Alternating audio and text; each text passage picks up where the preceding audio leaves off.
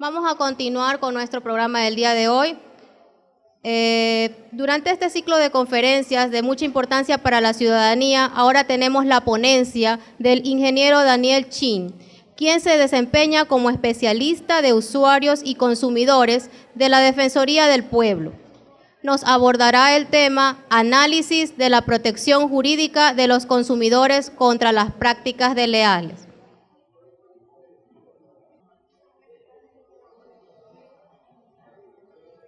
En enero del año pasado nos visitó en nuestras oficinas una madre de familia que nos contó una historia que inició con la llegada a su casa de dos personas que le ofrecieron una beca para su hija, con la condición de que comprara una cocina de inducción.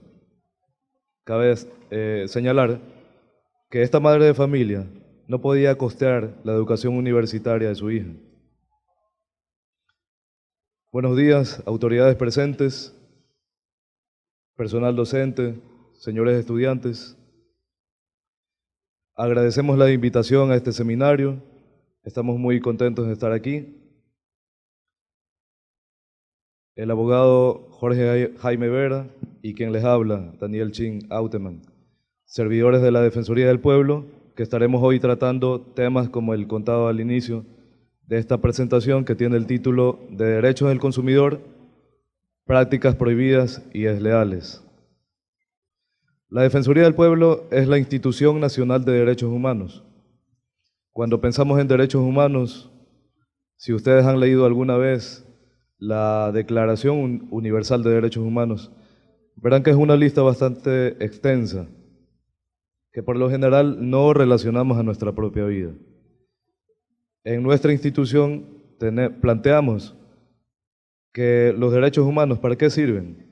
Sirven para cumplir nuestro proyecto de vida, el proyecto de vida de cada persona. ¿Qué es un proyecto de vida? Pues son los anhelos, las metas, incluso los deseos que uno tiene para su familia y para sí mismo. ¿Por qué esto es así? Porque si a una persona le vulneran un derecho humano, lo más probable es que se vea truncado el proyecto de vida personal. Entonces, nosotros vemos que esta palabra, ¿no?, derechos humanos, cobra importancia cuando vemos un derecho vulnerado. Lo que vemos en el texto, ahí cobra significado para nosotros. La Defensoría del Pueblo adquiere su competencia en el artículo 215 de la Constitución de la República, que indica que tiene como función la protección y tutela de los derechos de los habitantes del Ecuador. Esta competencia la vemos ampliada en el artículo número 2 de la Ley Orgánica de la Defensoría del Pueblo. Si ustedes revisan la Constitución, hay una sección que tiene que ver con los grupos de atención prioritaria. ¿Qué nos viene a la mente cuando escuchamos grupos de atención prioritaria? Aquellos a los que tenemos que atender primero, darles un trato preferente. Encontramos, por ejemplo, a los niños, niñas y adolescentes, los jóvenes, personas con discapacidad, personas con enfermedades catastróficas, personas en situación de movilidad humana, que son personas que han tenido que dejar su país o su hogar buscando un mejor futuro, o personas privadas de la libertad. En este artículo 35, si bien es cierto, solo menciona estos, en la sección 9 ustedes van a encontrar a los consumidores, que por lo general no los asociamos a un grupo de atención prioritaria. ¿Qué dice el artículo 52? Las personas tienen derecho a disponer de bienes y servicios de óptima calidad, a elegirlos con libertad, así como una información precisa y no engañosa sobre su contenido y características.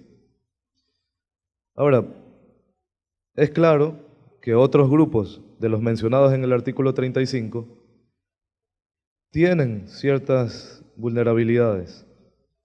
Una mujer embarazada, por lo general víctimas de discriminación, que muchas veces les cuesta la pérdida de su trabajo. A partir de la pérdida del trabajo, por haber sido discriminadas por su condición de embarazo, se ven afectados el derecho al trabajo, el derecho a la alimentación, a la salud, porque los derechos humanos justamente son interdependientes, están encadenados. Una persona con discapacidad tiene una vulnerabilidad notoria. Los niños, los adultos mayores. Pero de pronto no es tan notorio por qué un consumidor pueda ser considerado parte de un grupo de atención prioritaria. Y la razón es esta diferencia de poder entre una empresa que tiene mucho poder y un consumidor que tiene escaso o nulo poder por sí mismo. Este desequilibrio de poder se empeora todavía más por el hecho de que existe asimetría de la información. Es decir, ustedes como consumidores tienen muy poca información, mientras que una empresa, que es la que fabrica o produce de pronto un alimento o una medicina, sabe exactamente cómo fue el proceso de fabricación de ese producto, sabe exactamente cuál fue el componente químico que utilizó para un producto. Y ese desconocimiento a veces puede actuar en nuestra desventaja, porque puede ser un peligro para nuestra salud o un peligro para nuestra vida. Es por esa razón que los consumidores son considerados también un grupo de atención prioritaria.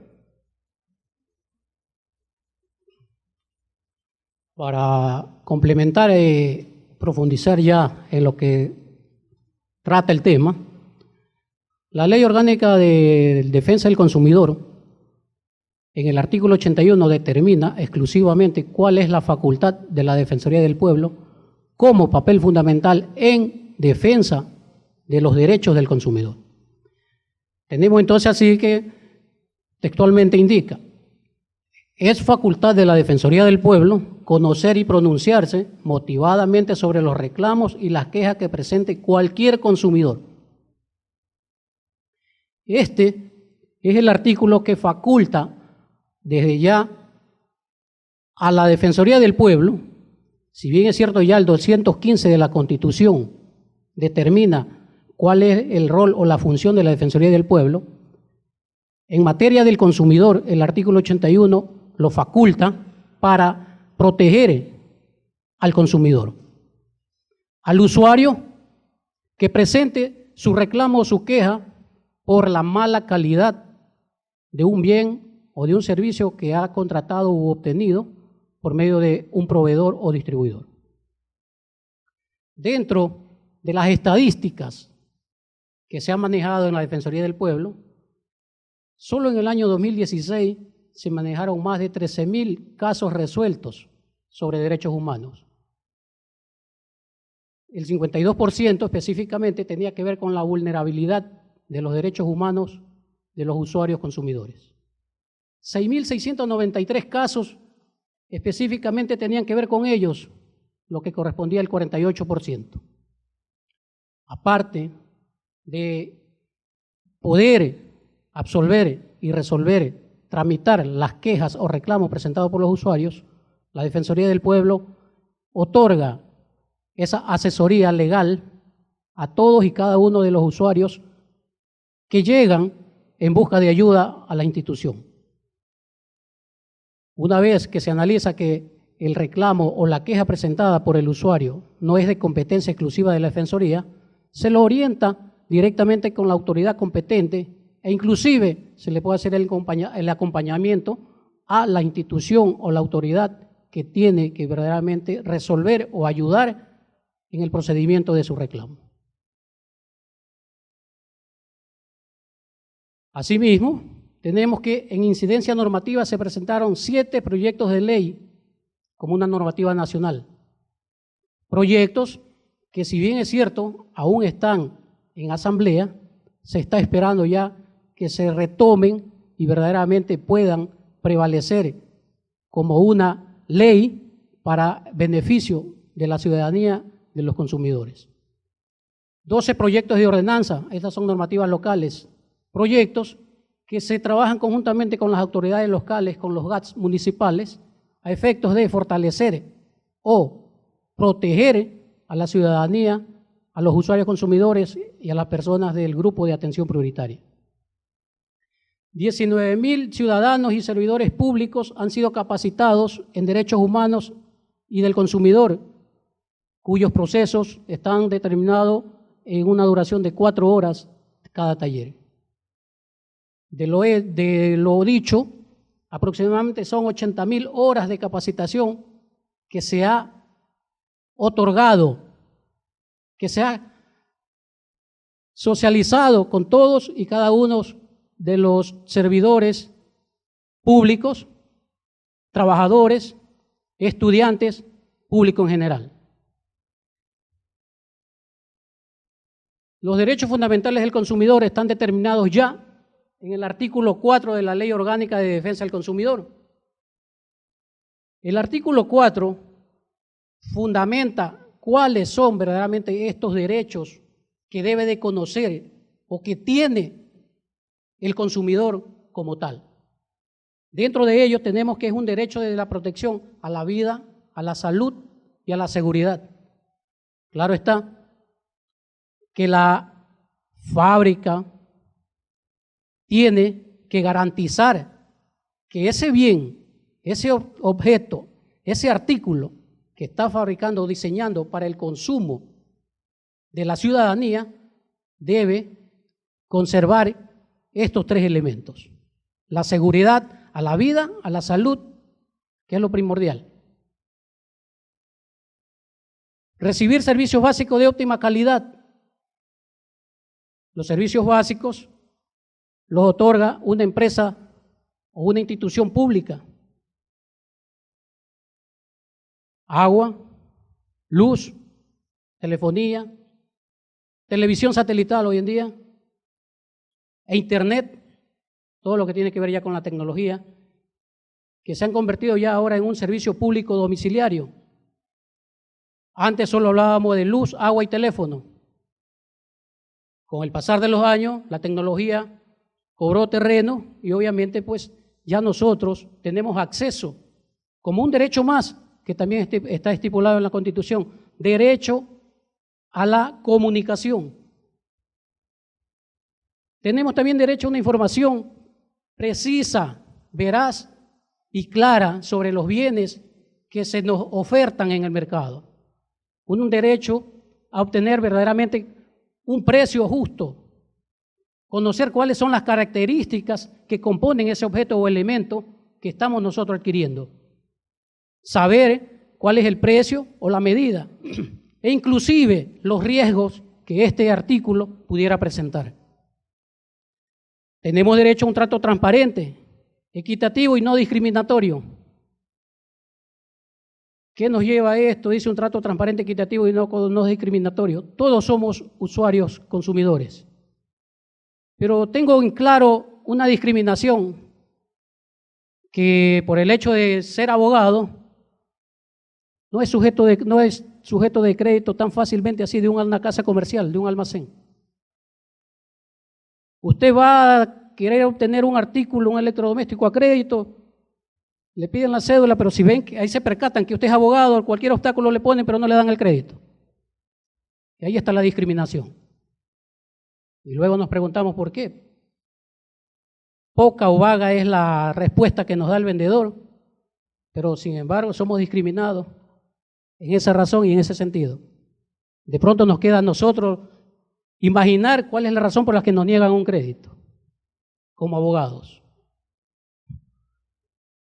Tenemos derecho a una protección de la publicidad engañosa, métodos coercitivos y desleales, que es prácticamente lo que más adelante ya nos va a ocupar o nos vamos ya a centrar en este tema de qué son los métodos coercitivos y desleales que una empresa, un fabricante, toma para verdaderamente coaccionar, persuadir u obligar a un usuario a suscribir un contrato o a obtener un bien. Toda vez que se ha determinado que ha habido una vulneración de derechos del consumidor, en este caso la Defensoría del Pueblo, una vez que realiza su informe, lo remite a la autoridad competente, en este caso al juzgado de contravenciones penales, para que lo analice el informe y pueda con ello sancionar al responsable del daño o de la vulneración del consumidor, de la vulneración de ese derecho del consumidor. Estas se dan por la deficiencia o la mala calidad del producto. Es obvio, muchas casas comerciales tienen, yo lo digo así, fachatez de negarle un derecho al consumidor. Cuando usted compra un artículo y ese artículo tiene una garantía de 1 o de 2 años, resulta que si es de 1 año, a los 10 meses a usted se le dañó ese artículo. Y estando en su derecho, usted va a reclamar verdaderamente por la garantía del mismo. Traiga el artículo y usted lo lleva. Usted lo lleva a la casa comercial, entró al departamento técnico y ahí pasaron 2 meses. Y usted va luego a reclamar su artículo y le dice, ya no tiene garantía. Aquí está el informe técnico. Dentro de los proyectos que estábamos nosotros hablando, de los proyectos que están en la asamblea, está justamente esto de los derechos en la defensa de la Ley Orgánica de la Defensa del Consumidor, que se estipule que al momento que usted entrega un artículo, que es por cuestión de garantía, ahí se interrumpe, se debe interrumpir el lapso de la garantía.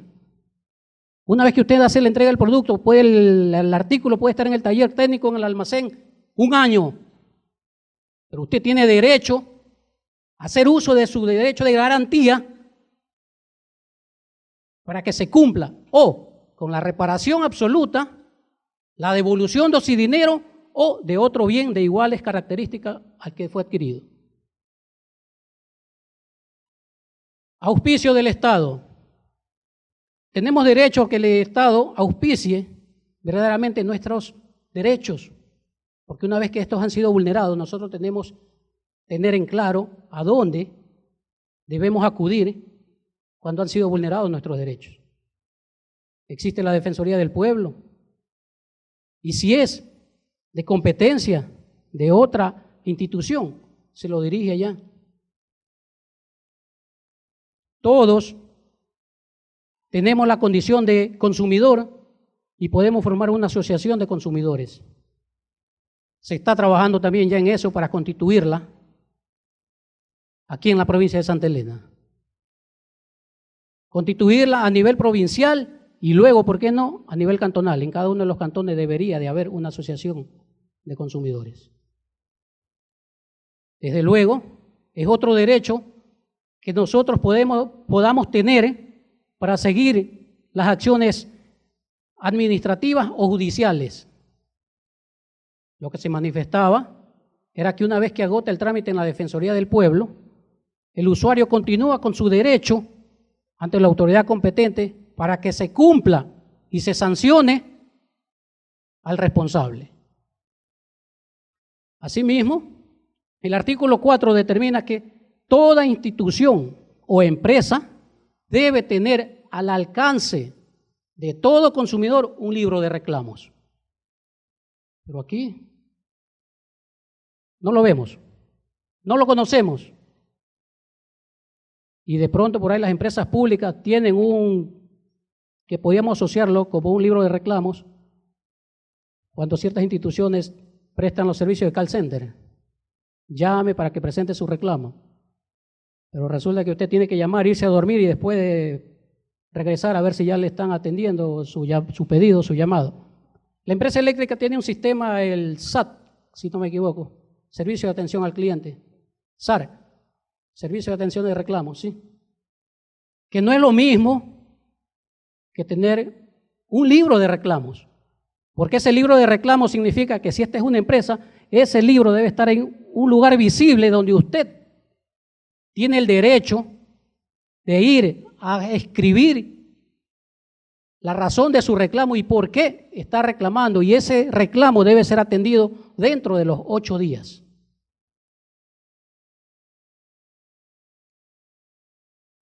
De lo que estipula el artículo 4, todos estos derechos nosotros deberíamos conocerlo, empoderarnos de ellos para que no los sean vulnerados y no nos convirtamos nosotros en cómplices, porque ignorando, desconociendo nuestros derechos, nos convertimos en cómplices y somos así, presa fácil de los fabricantes, de los proveedores, de los distribuidores. Y muchas veces estos, conociendo cuáles son nuestros derechos, los vulneran fácilmente. Pero si nosotros conocemos, nos empoderamos de ellos, va a ser ya una batalla, pues ya no nos van a vulnerar ni nos van a simplemente a dar una respuesta viciada de que véngase tal día, llame tal día, sino que nosotros simplemente sabremos a dónde acudir a presentar nuestro reclamo. Para enlazar esta serie de derechos que hemos mencionado con un ejemplo real, tenemos el programa de eficiencia energética para la cocción por inducción. ¿Qué es esto? Esto es un programa de gobierno que no busca otra cosa que reemplazar en los hogares ecuatorianos cocinas a gas por cocinas de inducción. ¿Cuáles son las ventajas de este reemplazo? Pasamos de utilizar un combustible fósil, que es el gas, a utilizar energía renovable, que es la electricidad producida por centrales hidroeléctricas. Además hay un beneficio monetario, porque el Estado deja de subsidiar el gas. ¿Cuál es el procedimiento establecido por el Ministerio de Electricidad y Energía Renovable para cumplir con este plan de gobierno? Primero, que está abierto para todas las casas comerciales, las que venden electrodomésticos. El procedimiento más o menos es así. Lo visitan a usted en su domicilio, le ofrecen una cocina de inducción, usted firma los documentos, esos papeles los suben a un sistema y una vez que está comprobado en ese sistema que usted quiere ese artefacto, usted pasa a pagar cuotas mensuales a través de su planilla de luz. Es decir, la empresa eléctrica se convierte en recaudador de lo que usted le debe al Estado. Mientras que el Estado le paga la totalidad de la cocina que entregó la casa comercial por medio del Ministerio de Finanzas. Es decir, la casa comercial, la empresa, no se queda con ninguna cuenta por cobrar. Quien debe cobrar es el Estado directamente al consumidor, a pesar de que la venta la generó una empresa privada. Así es como en teoría debe de funcionar este programa de gobierno. Ahora, en nuestro trabajo diario en la Defensoría del Pueblo, vemos el otro lado de la realidad de este programa. ¿Cuál sería la descripción de una queja típica presentada en la Defensoría del Pueblo? Bueno, va una madre de familia y nos dice: estaba yo en mi casa y llegaron dos personas que me dijeron que venían de parte del gobierno y que había salido favorecida para recibir una cocina de inducción. Esto tiene sus variantes. A veces no dicen de parte del gobierno, a veces dicen de CENEL, a veces dicen del MIES. Y luego vienen una serie de ofertas o de amenazas. Lo primero que preguntan es: ¿usted recibe el bono? Si usted no lo recibe, le dicen: bueno, si usted acepta esta cocina de inducción, le vamos a tramitar el bono. Si la respuesta es sí, sí tengo bono, si usted no acepta esta cocina de inducción, puede perder el bono. Juegan de acuerdo a la situación. Luego le piden la cédula y le dicen: deme su cédula para ver si aplica en el sistema. Se llevan la cédula a un camión, se meten en un camión donde tienen una computadora, impresora, sacan copias de la cédula. Oh, sorpresa, luego aparecen todos los documentos firmados. Hay ocasiones en las que son ellos los que firman todos los documentos, otras ocasiones en las que el usuario firma los documentos. Llegan incluso a ofrecer becas, como les decía inicialmente, jugando con las ilusiones de personas que realmente no tienen las condiciones económicas para pagar su educación. Llegan a decir cosas como: si usted no acepta esta cocina, va a ser declarado rebelde por el gobierno y va a perder el uniforme y los útiles escolares de su hijo.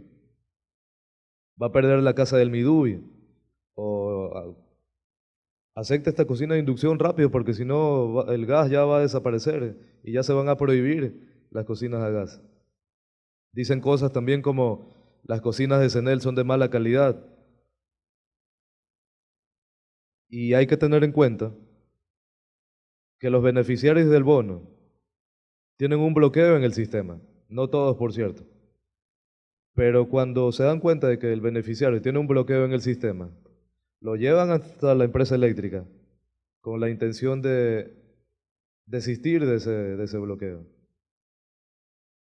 porque ellos deben acceder a un reemplazo de su cocina actual por una cocina nueva. Sin embargo, cuando llegan a CENEL, ahí se les explica otra realidad. Se les explica que esto les va a costar más y una serie de condiciones que el vendedor, que los estaba engañando, no les había dicho inicialmente. En ese momento se dan cuenta de que no les conviene y dicen, no, yo no quiero renunciar, quiero mantenerme como estoy. Si necesito una cocina de inducción, pues vendré aquí a pedir una. ¿Qué más les dicen? Bueno, hacen aparecer las condiciones como más favorables de lo que en realidad son.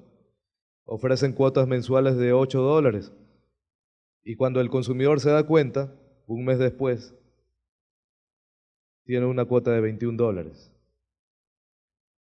Se los engaña en cuanto a las condiciones del contrato. Se les dice, la gente pregunta, ¿no voy a tener problemas con la luz? Y le dicen, no, si usted se atrasa, puede pagar tranquilamente después de 2 o 3 meses. ¿Qué es lo que viene después? Viene el corte de luz. Una vez que ellos ya tienen todo el trato cerrado con todos los documentos, ¿qué pasa después? Los establecimientos donde están estas empresas que visitan a domicilio desaparecen, cambian de local. Y cuando no desaparecen, y cuando llega el consumidor allá, se niegan a atender los reclamos. Tratan de desanimar al consumidor diciéndole que tienen que viajar a Quito porque la documentación ya está allá, que es difícil, que usted ya firmó. En otras ocasiones vuelven a vulnerar sus derechos, causándoles temor y haciendo que vuelvan, que firmen un desistimiento si es que ya han presentado una queja en la Defensoría del Pueblo.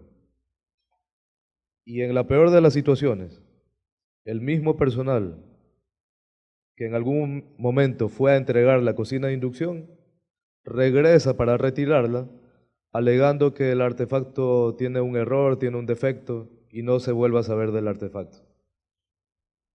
Ahora, ¿cuáles son las características de la población que se ve afectada? Mayoritariamente es una población rural, aquí en Santa Elena, en la zona norte, con un nivel de educación mínimo o sin formación alguna, en ocasiones analfabetos. No tienen una cultura de reclamo. ¿Qué es tener una cultura de reclamo? Saber cuándo tengo que reclamar, saber ante quién y dónde. Estas personas, por su nivel de conocimiento, no saben qué hacer. Y si llegan después de un año a una institución pública a pedir asesoría o ayuda, es por alguna referencia de algún conocido. Y les preguntamos, ¿y por qué viene después de un año? La cocina ha pasado todo este tiempo en su cartón. Y nos dicen, es que no sabía dónde ir. No, escasa cultura de reclamo. No saben nada del programa de eficiencia energética. Tienen una capacidad muy baja para analizar documentos. Lógicamente, si el nivel de educativo es bajo, ¿cómo puedo yo analizar un contrato? Saber si lo que estoy firmando me conviene, saber si lo que me dicen es cierto o no es cierto. De eso se desprende que no me puedo dar cuenta de que me están engañando. De pronto para ustedes como estudiantes universitarios es bastante evidente que si les dicen, si usted no compra este teléfono celular va a perder su casa. Para nosotros suena absurdo. Sin embargo, algo parecido es lo que está ocurriendo dentro de este programa. Poca resistencia ante la insistencia. Mientras más el vendedor insiste y persiste, la persona se siente más incómoda, lo intimidan más, le infunden temor y terminan firmando un documento. ¿Por qué? Porque no son conscientes de un derecho fundamental, que es el derecho a elegir con libertad. El derecho que significa que yo puedo decir, no quiero, muchas gracias, otro día tal vez. ¿En qué situación laboral están? ¿En una situación de subempleo? o de desempleo. Situación económica, bajos ingresos. Tan bajos ingresos que en ocasiones un señor dice, no tengo para sacar la copia. Tenga los 25 centavos para que saque la copia, para hacer el trámite. Es notorio cuando estas personas visitan algunas viviendas, una vivienda muy precaria, que estas personas no tienen capacidad de pago. Sin embargo, les hacen asumir una deuda de 680, de 700 dólares. Y en otras situaciones, además de todo esto, son personas con discapacidad, adultos mayores, y a quienes no les tienen ningún tipo de consideración. ¿Cuál es el resultado de toda esta situación? Bueno, hay un marcado desequilibrio de poder. Notoriamente es una población vulnerable. Les causan un doble egreso porque mientras tienen que pagar la cocina de inducción, siguen utilizando el gas. Y ese no es el propósito del programa. El propósito del programa es un reemplazo, no un doble egreso. Si ya están en dificultades económicas, ahora va a ser peor. Personas que reciben el bono, en parte de ese bono van a tener que destinarlo al pago de una cuota. Luego viene la suspensión del servicio básico. Y por último viene un proceso coactivo contra esta persona por no pagar. Encima de que dentro de un programa de gobierno sucede esto, luego el Estado le aplica un procedimiento, o a veces conocido como juicio coactivo, a estas personas que ya son víctimas de esta situación.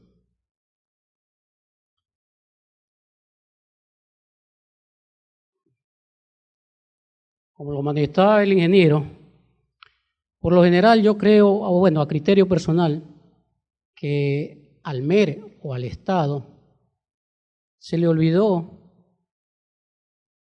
ver o analizar a dónde iba a caer esa responsabilidad del tema cocinas de inducción. Porque este sistema estaba dirigido para las casas comerciales. La casa comercial, como lo indicó el compañero, contrató vendedores y estos, con el afán de ganar comisión, comenzó a vender cocinas a donde sabía que las podía vender, creándole un problema ya al usuario, al cliente y al Estado. Porque la empresa proveedora, el almacén, no corre ningún riesgo. El riesgo se lo traslada al Estado, porque el Estado, luego de las quejas presentadas, los reclamos que han sido ya presentados, analiza que el señor Juan Pérez no tiene capacidad de pago, no tiene capacidad de crédito, subsiste con un bono que le da el Estado. ¿Cómo va a pagar una cocina? Retírasela. Fue engañado, no tiene capacidad de pago. ¿Por qué esas casas comerciales no hacen lo mismo y van a esos lugares llevando neveras, televisores, a indicarles que le van a entregar eso con facilidades de pago a 2, 3 años y que si no tiene, no importa, que no puede pagar, cuando tenga pague? Porque ese sí es un riesgo para ellos. Pero acá el riesgo era para el Estado, porque ellos lo que hicieron fue pasarle la factura al Estado, vendí 100 cocinas, págueme las 100 cocinas, y el Estado viene y se lo paga. En nuestro argot popular desconocemos ese dicho que dice, amarrado el chivo aunque berree. Entonces, la responsabilidad se la llevó el Estado, y a mi criterio, una vez más digo, para mí que eso no pudo proveer el Estado. No se dio cuenta que ese riesgo iba a tenerlo a futuro y que iban a traer consecuencias.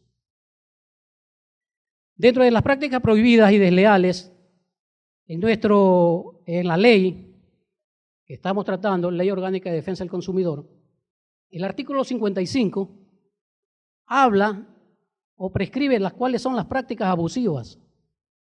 Y todo esto encuadra al problema emblemático al que hemos venido nosotros tratando, que lo traemos a colación, el asunto de cocina de inducción, porque el 72% de las quejas que tiene la Defensoría del Pueblo, aunque ustedes no lo crean, desde el 2015 hasta acá, son temas cocinas de inducción.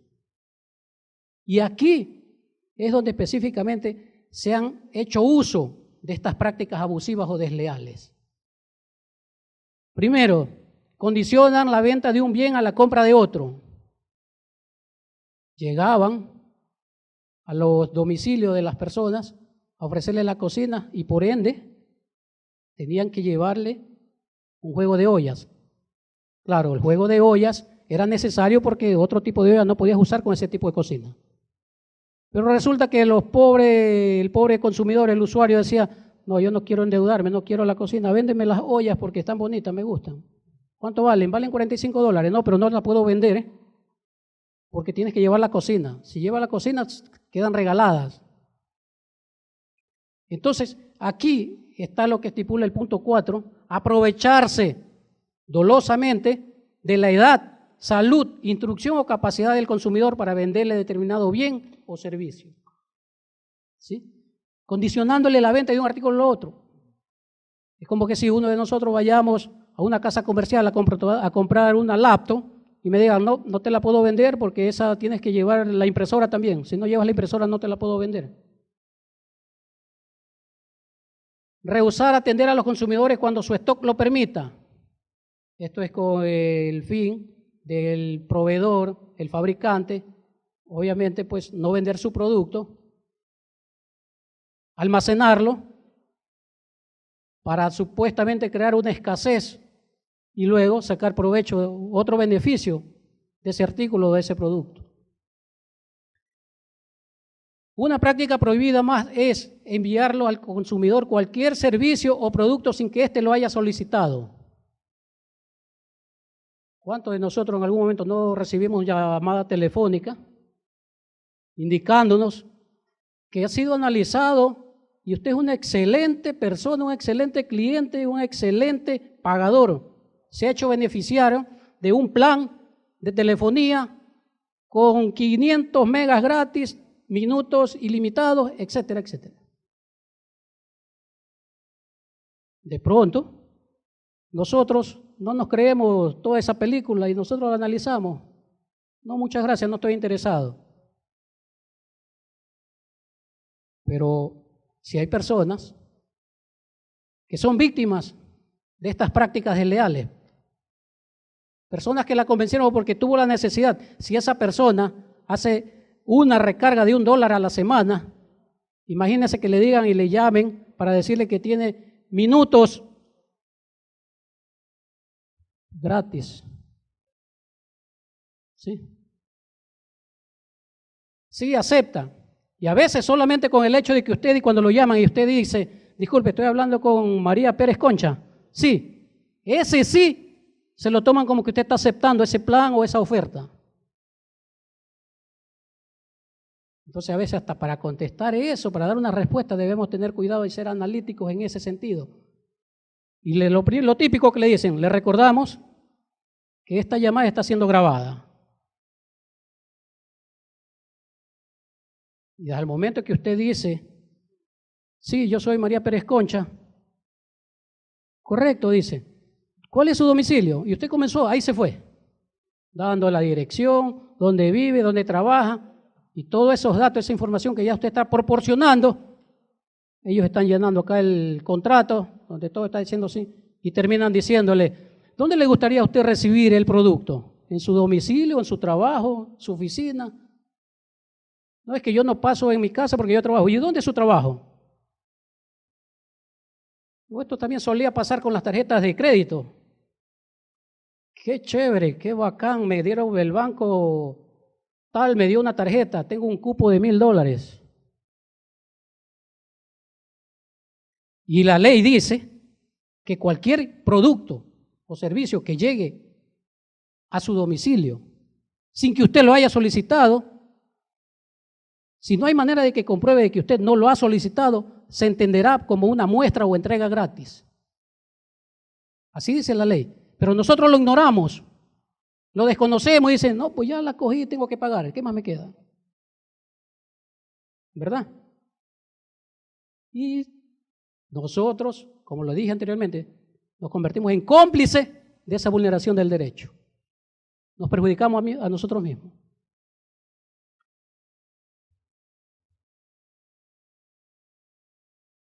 El artículo 55 continúa Y en su punto 5 dice, colocar en el mercado productos u ofertar la prestación de servicios que no cumplan con las normas técnicas y de calidad.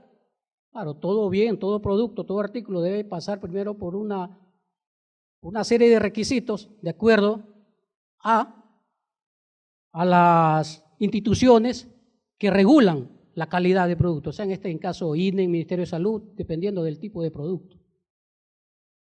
Si no los tienen, no deberían estar expuestos en el mercado ni ser objeto de demanda, porque si no cumplen con estos requisitos, pues traerían perjuicios para el consumidor.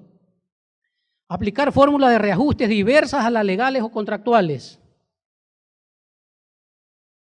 Esto se maneja más en el sistema financiero. Usted hizo un crédito a 24 meses, a 2 años. Pero resulta que al año 2 meses usted tuvo un buen trabajo, recibió un dinero extra y fue a cancelar al año 2 meses su deuda. Lo más lógico es que le hagan un reajuste de los intereses por el tiempo que hizo el contrato a la fecha de pago. Pero no señor, nosotros suscribimos, usted es un contrato por 2 años, usted el préstamo lo hizo por ese tiempo y esta es la tabla de amortización y esto es lo que tiene que pagar. Y se creó para ello la ley de defensa del consumidor, que supuestamente debe estar en todas las instituciones bancarias. Pero usted lo busca y no lo encuentra. Dejar de fijar plazo para el cumplimiento de sus obligaciones o dejarlo a su criterio. El redondeo de tiempos en cobro de intereses, multas u otras sanciones económicas en tarjetas de crédito, préstamos bancarios. Esto constituyen prácticas desleales que perjudican al usuario, al consumidor en general. Dentro de este mismo tema, paralelamente, la Ley Orgánica de Control de Poder del Mercado, en su artículo 27, también habla de las prácticas desleales. ¿Sí?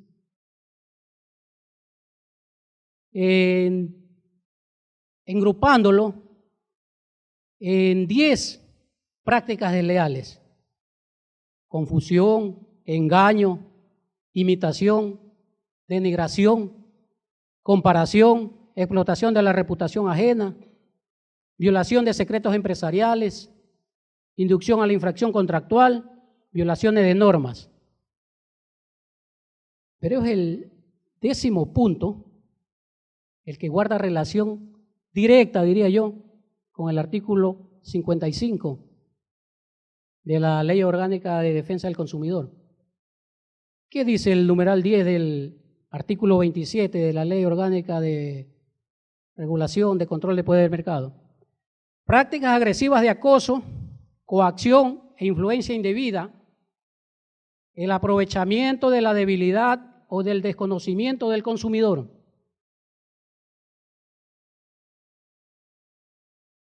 El vendedor sabe a quién le va a ofrecer un determinado producto. ¿Por qué esos, con lo que veníamos nosotros hablando aquí, por qué esos vendedores de cocina de inducción no van, por decirle a Curia, allá en Olón? ¿Por qué no van a vender allá en la San Borondón, en las ciudadelas privadas? ¿Por qué no van? Se comen la camisa, dicen ellos, ¿no?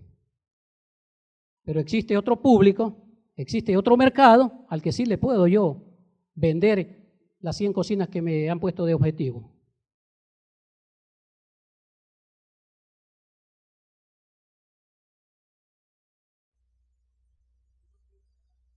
De todos los artículos que hemos revisado, tanto del artículo 55 sobre las prácticas abusivas, como las prácticas desleales del artículo 27 de la Ley Orgánica de Regulación y Control de Poder de Mercado, ¿cuáles describen la conducta que hemos visto en el caso que hemos explicado? En nuestra opinión son los siguientes.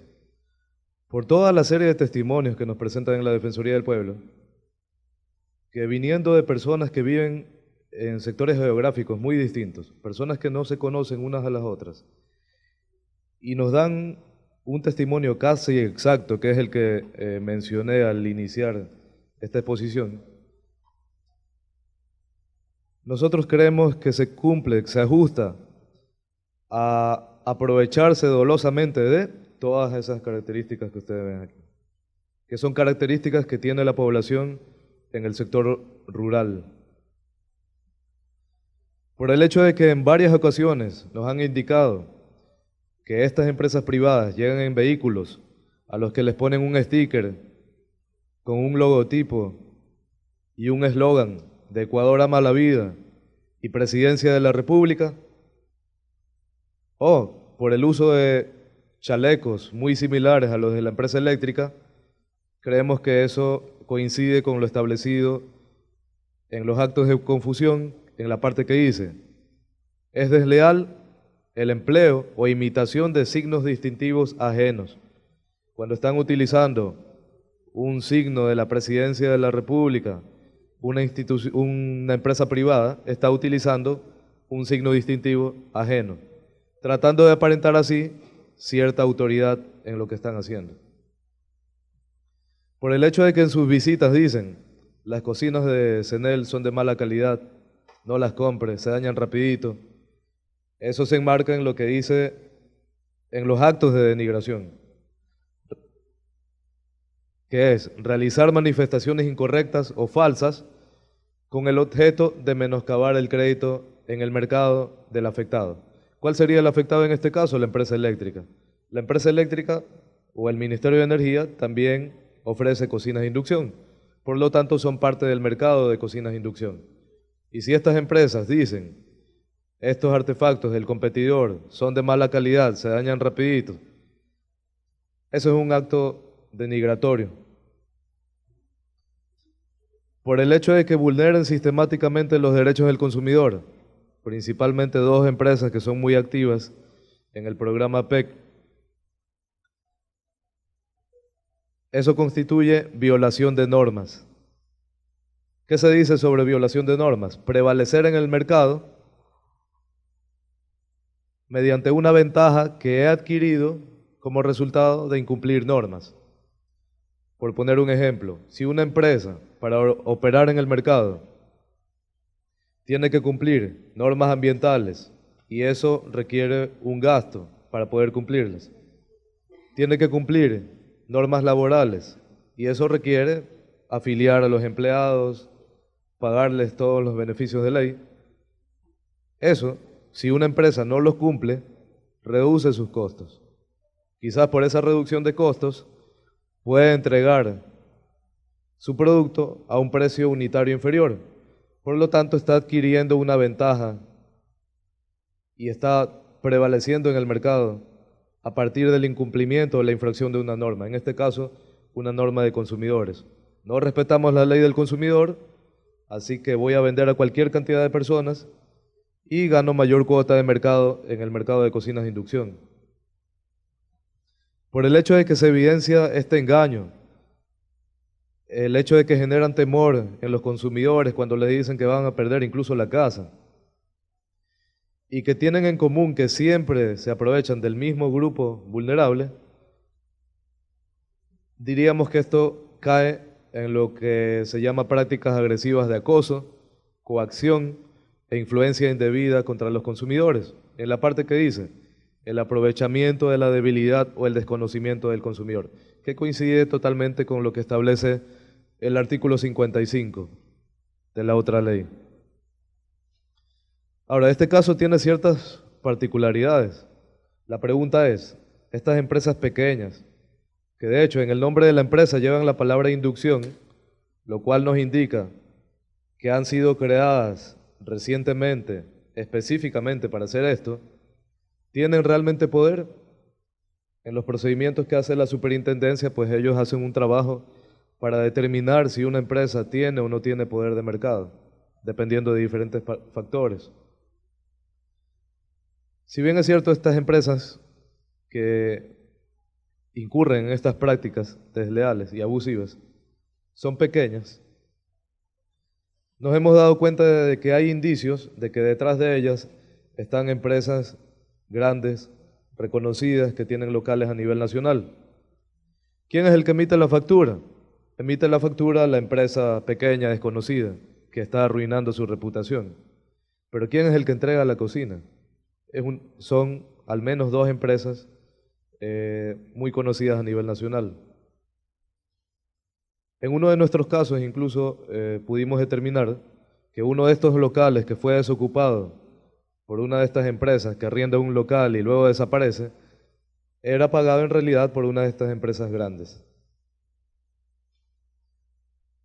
¿Significa esto que aumentan su cuota de mercado? Sí, por medio de estas prácticas prohibidas y desleales.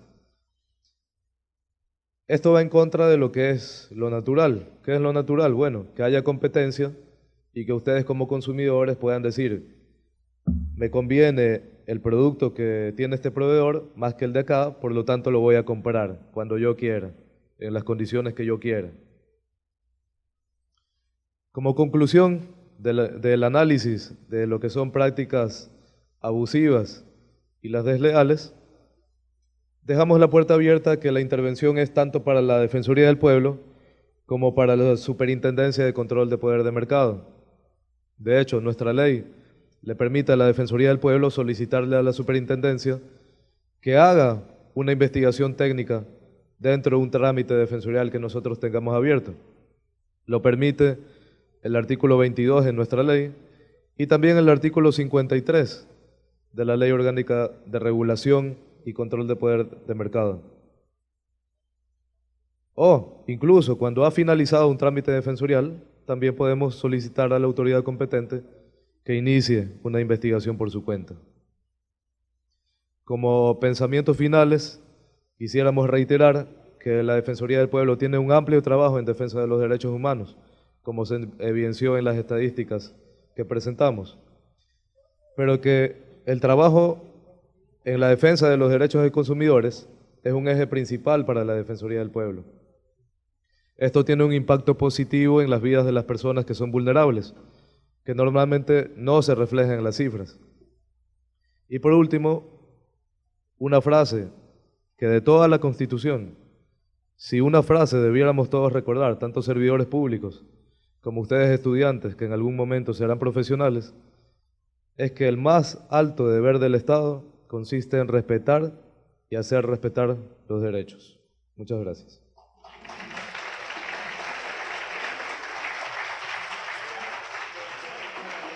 Agradecemos al ingeniero Daniel Chin, y al abogado Jorge Jaime por tratarnos el tema de análisis de la protección jurídica de los consumidores contra las prácticas desleales.